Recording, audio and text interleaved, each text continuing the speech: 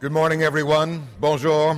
Welcome back to this morning's plenary session, which is entitled Towards Paris 2015, Vers Paris 2015, Why It Matters to Investors and What Should They Do. And our keynote speaker this morning, whom we are very pleased to welcome, just in last night from New York, Christiana Figueres, Executive Secretary, United Nations Framework Convention on Climate Change. Christiana Figueres has a long and distinguished career in climate change and sustainability issues, having participated in the climate change negotiations since 1995. She's made important contributions to the literature on the design of climate solutions, worked with governments and NGOs, and has been a frequent advisor to the private sector. Please welcome Christiana Figueres.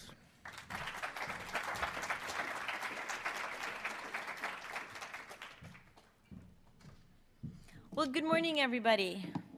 Thank you very much to PRI, to UNEP, and to the Global Compact for this invitation. But above all, thank you very much for helping to move me into the francophonie, right? We are going to be celebrating our COP in Paris next year. And the very first time that I had the pleasure of meeting with Minister Fabius, he, of course, he speaks a beautiful English, by the way. But of course, he immediately went into his French for about half an hour, intentionally. And then he looked, very, very innocent, and he goes, "Oh, you don't speak French." And I was completely stunned. And I said, "No, sir, I don't." He says, "Well, you will by Paris." So I do have a task ahead of me. Not only do we have to deliver an agreement, but I shall have to learn French. So I very much appreciate every time that I'm reminded of that. Like, for example, by the sign that was up there when I walked in. Learning French is definitely on my to-do list. Not sure when the to-do list gets done. Anyway, please raise your hands if you were in New York this week. Was that a fantastic week or what? It was just phenomenal, right? It was really, really phenomenal. And it's very, very difficult to summarize New York. The SG, the Secretary General of the United Nations, did, I think, a very good job in putting out a summary of his day, of Tuesday. But that doesn't speak to everything else that happened the whole week. And so I have made a feeble attempt at summarizing a fantastic week in 3 words, irresponsible as that is.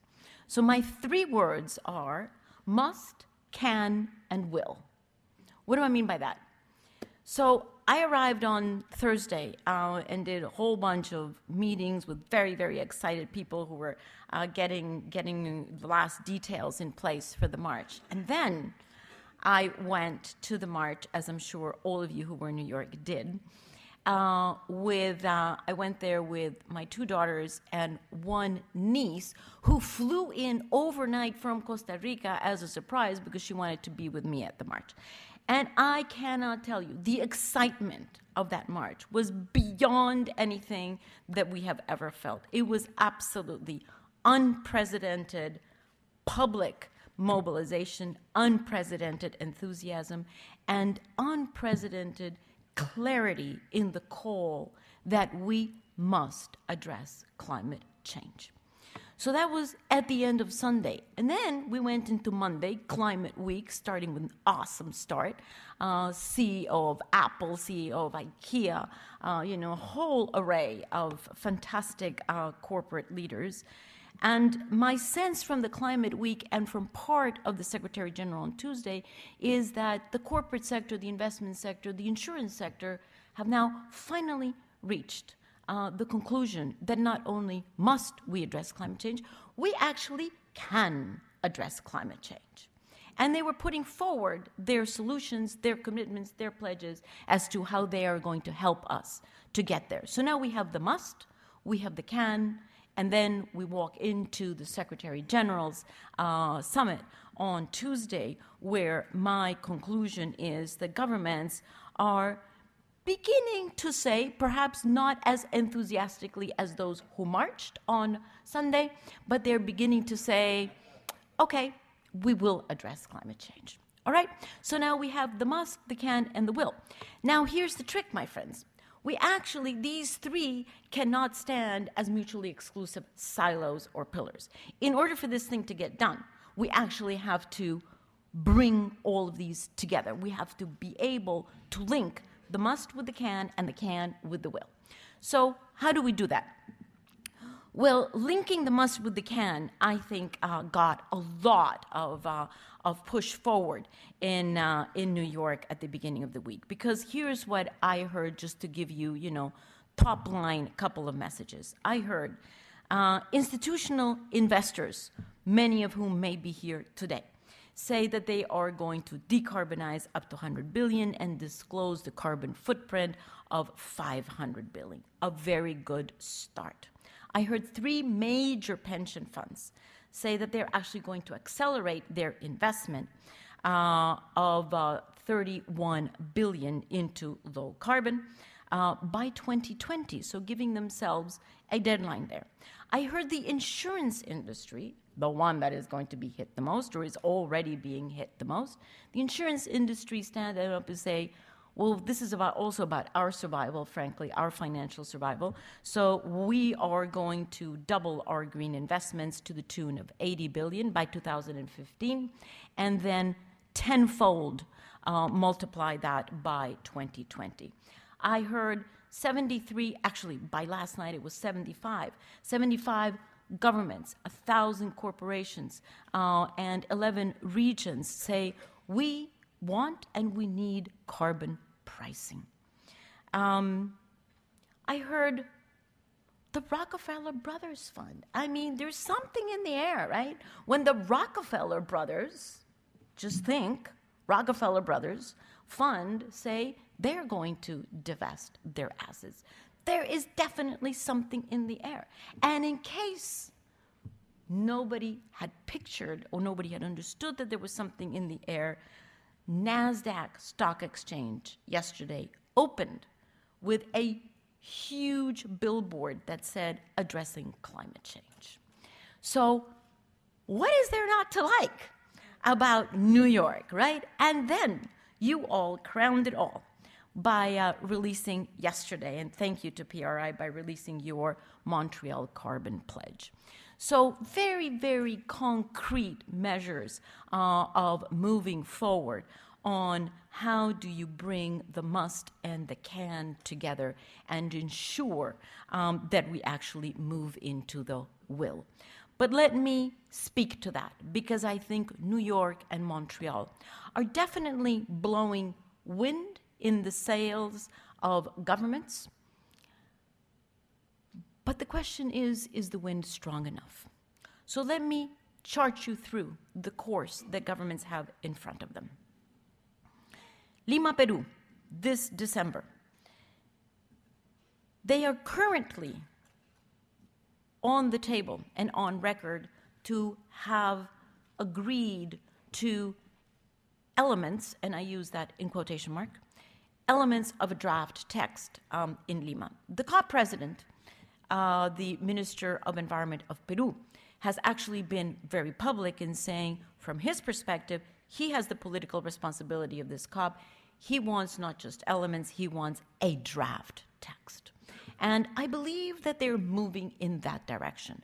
So let us take that, let us give them the benefit of all doubt, and let us say by the end of Lima, Peru, we will have a draft text. Very important, because how many Copenhagen survivors do we have in the room? That's it? Everybody else is dead or what? Okay, well, I'm a Copenhagen survivor. So with you who were there, you remember that one of the huge problems is that we went with 300 pages that were not a text of an agreement. It was just a fantastic compilation of wishes, desires, and Christmas wish list, but Christmas letters, but certainly not a legal text. So very, very different process. We shall have a text a whole year ahead of time so that governments can then finalize it the next year. Now, March, another date to keep on your radar screen. By March, countries will have reported to the Climate Secretariat. They will have reported what their, sorry to hit you with an acronym, INDC, their intended nationally determined contributions. Hard to remember what it means. But basically it is, they're all doing their homework right now. Every single one of the major economies is doing their homework as to, from an economic, technological, and political point of view, what can they bring to the table. Every single major economy is doing that, and most developing countries, because the expectation is no matter how big or how small, no matter how fat or how thin, no matter where you are in the tropics or in the temperate zones, you will bring forward your INDC. So even developing countries are working on their contribution, some of them still needing some support to finalize, but certainly all the major economies working on that. And I was very, very happy to hear Secretary of State Kerry publicly confirm for the first time that the United States will bring its nationally determined contribution in a timely fashion in March. So that should also give confidence to all of the other major economies that they can also be timely and put that in. Why is that important? Because after that, they're going to give themselves 3 to 6 months to sort of look over each other's shoulders and see, what you are putting forward here, is that actually corresponding to both your responsibility and your capacity? Is it something that is comparable to mine? So they will have a constructive conversation about each other's contributions from about March to about September, more or less. In between there, they will also at the same time be finalizing the draft text that they adopt in Lima, and we will then remove from their desks on April 15, more or less. On April 15, we will remove from their desks whatever document they have up until then. You can imagine that it is in everybody's interest that that document have as few square brackets as possible. So we will have to remove that document from their desks and send it to translation into all 6 UN languages, and then that document goes as the agreement that will be adopted in Paris to all governments of the world. I envision, although nobody has told me, but I envision that after May, there will be at least 194 cabinet meetings in 194 countries where every government will have to come together and discuss that agreement. That agreement is going to have such an impact on the future of every single nation, and certainly on the future of the world, that that agreement is not one that can be authorized by any one single Minister of State, Secretary of State.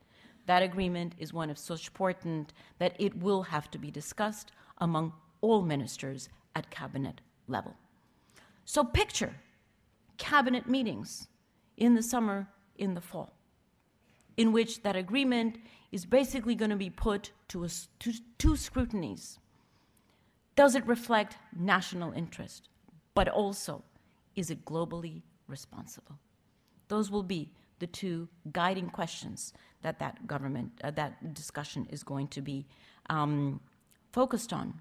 And then from there, my friends, we go to the much anticipated Paris meeting in December, where there is no doubt that that agreement, that regulatory framework at the global level, needs to not only bring together and harvest all of the short-term contributions that they will put on the table in March, but frankly, it needs to be a framework that is going to guide this economy over the next 30 to 50 years.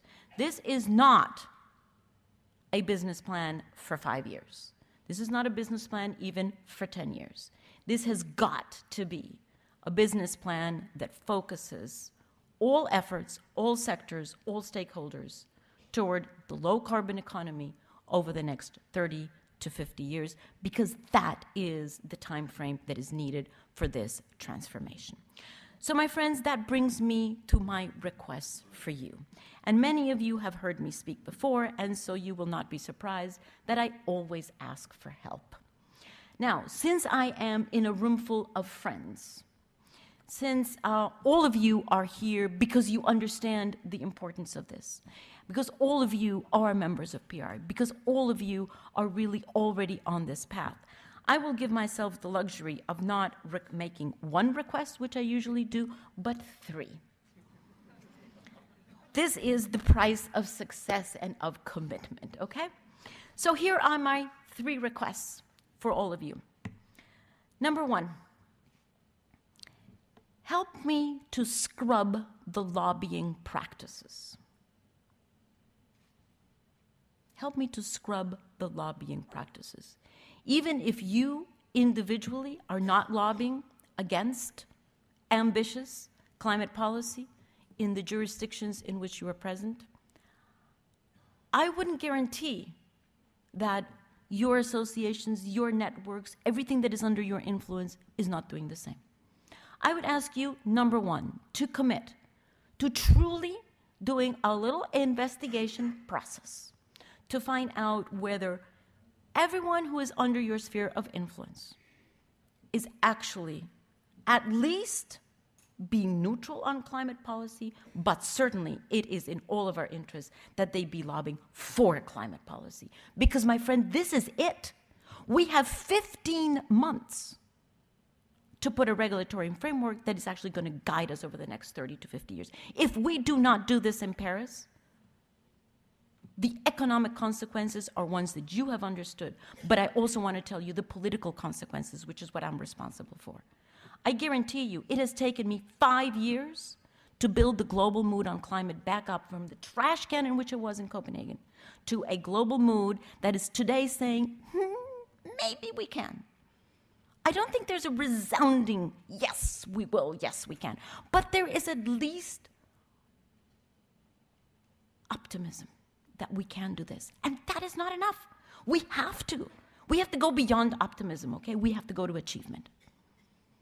If we don't do it in Paris, I guarantee you that it will take not 5 years, but 10 to rally the political will, again, around the table to come to yet another agreement.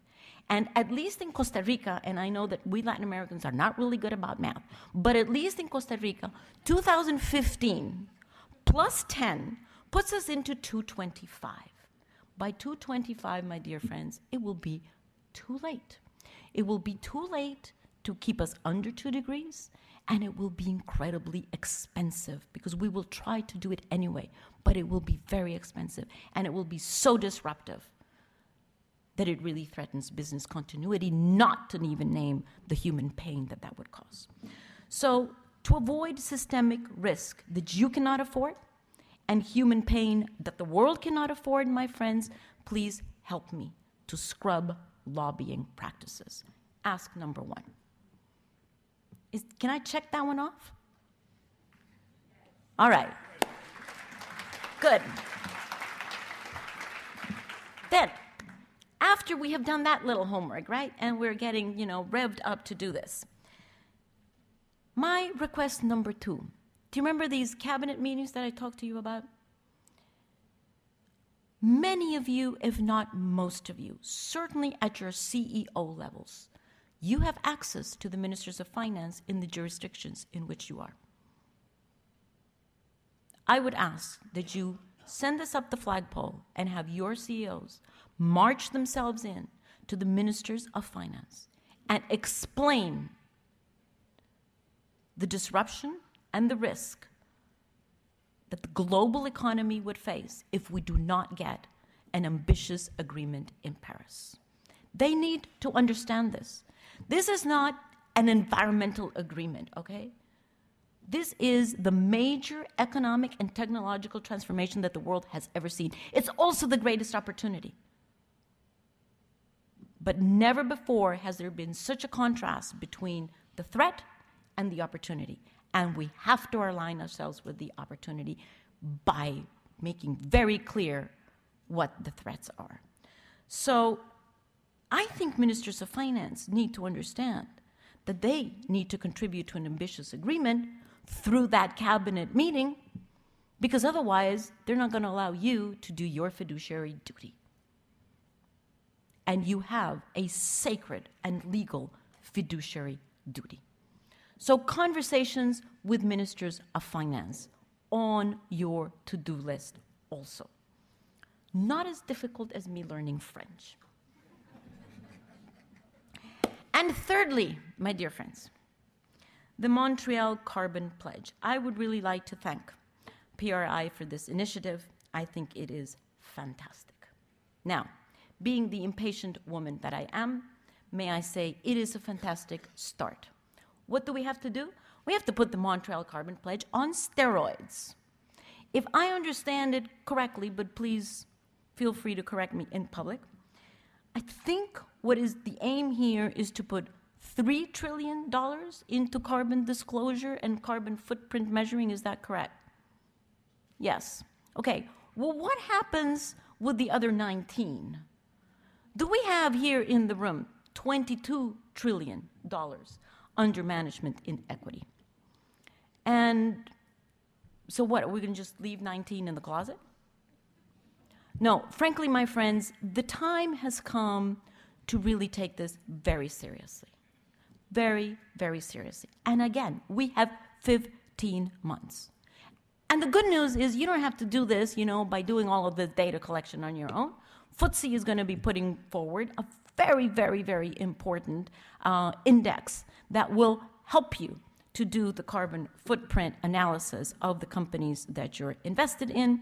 And so it basically is copy and paste from the FTSE index. You will be able to get that data very, very easily. So, my dear friends, my third request to you is to take that Montreal Carbon Pledge to 22 trillion.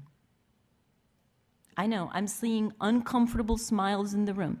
I know there are many, many hurdles to that. But could you please just stop 1 minute and think of the alternative? It is one, frankly, that none of us want. Because the goal that we have here in front of us is to make an intentional choice. An intentional choice.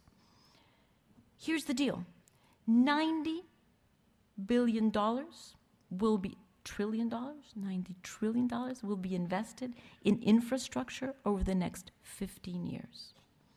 It's going to be invested anyway, whether we, Paris or no Paris, climate change or no climate change, just because of rising economic growth, rising population, and aging infrastructure.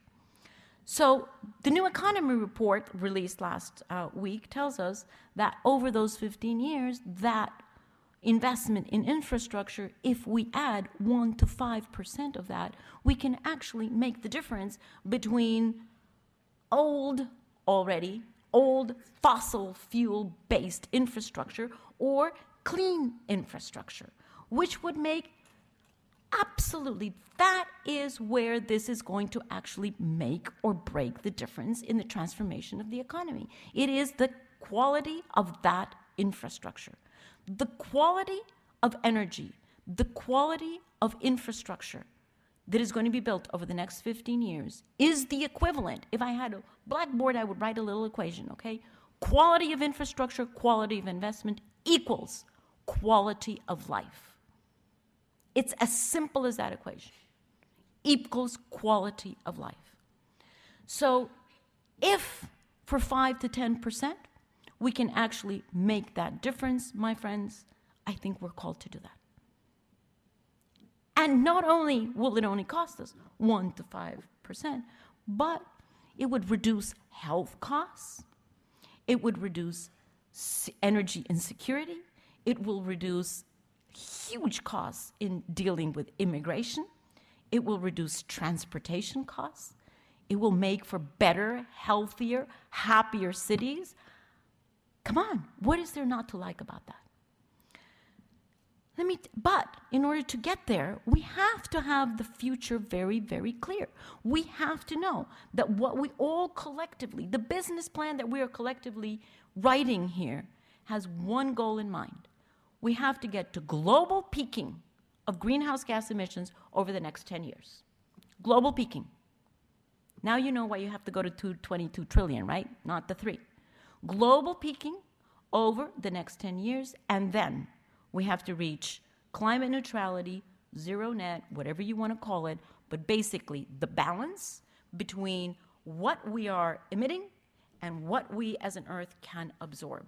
That balance is the one that the Industrial Revolution, unbeknownst to all who were there, disturbed, and the balance that we have to restore. That's where we have to be over the next 50 years. I was just in New York. Let me finalize with a story from the wisest people on Earth. You might think those are gurus, Zen masters, or the elders. No, they are taxi drivers. In New York, I get into a taxi, and in my typical, complete disorientation way, I get in a frenzy. I'm so delighted to get a taxi, which is, the scarcest resource in New York this week. I get in there, and I say to the gentleman driving, I go, I'm going uptown, and just start driving, and I will soon tell you where I'm going. And then I fiddle around to try to find, my outdated BlackBerry to try to figure out where am I going. And the man doesn't move. And then he turns around and he goes, lady, if you will just tell me exactly where you're going, I will get you there faster, more efficiently, and cheaper. And I thought, now is that a lesson from the universe? That is the lesson from the universe, right? My friends, that's exactly what we have to do. If we know exactly where we're going to get there faster, more efficiently, and cheaper. And that is what we need to do. Because I am sure you know that the future is actually going to happen. How wise a statement is that, okay? Believe it or not, the future is going to happen. Now, it's either going to happen by default, if we do nothing, or it's going to happen by design. And we cannot afford default. It's got to be an intentional choice. It's got to be a future that we create, a future that we design. We don't have the other option. We have to get to the low carbon economy, and we are going to get there. You know what? We're going to get there either by physics, under business as usual, because the systemic risk will be so large that it will just slam it in our face, or we're going to get there by policy. And believe you me, it is in all of our interests for us to get there by policy, because that is the only way that we can have this transformation in an orderly fashion, that we can ensure business continuity, and above all, the moral imperative. It is the only way that we will be able to guarantee the well-being of the most vulnerable. My dear friends, I hope that you've taken note of 3 asks. I almost want to do a pop quiz and say, okay, what's number 1, what's number 2, and what's number 3? But I trust that you are here because you are committed, and that you're here because you have one question in mind. What else can I do? So I thank you for everything that you have done. And I know the road to where we are has not been easy. But I also ask you to go on steroids. We have 15 months, my friends. 15 months. And I think all of us want to stand there in January 2016 and be able to tell our beneficiaries and our children, we knew it, and we did the right thing. Thank you.